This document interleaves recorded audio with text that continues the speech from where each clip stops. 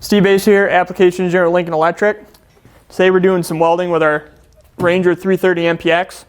We've been doing some stick welding with it, but we've come across a job that TIG would be the preferred process. So you can see in here, before we even started, we're going to go to our TIG welding menu. You can see we're in the manual mode for making adjustments.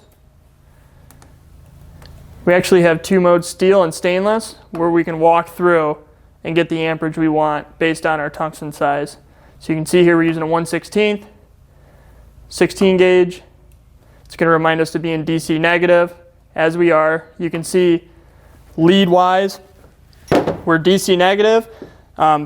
This torch is a gas valve torch, so at the torch we actually have a gas line run into a bottle of 100% argon. Then you can see our ground is on the positive lug.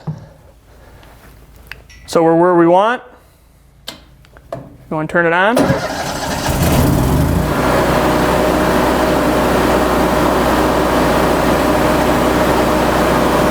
right, we're ready to weld. Go ahead, Matt.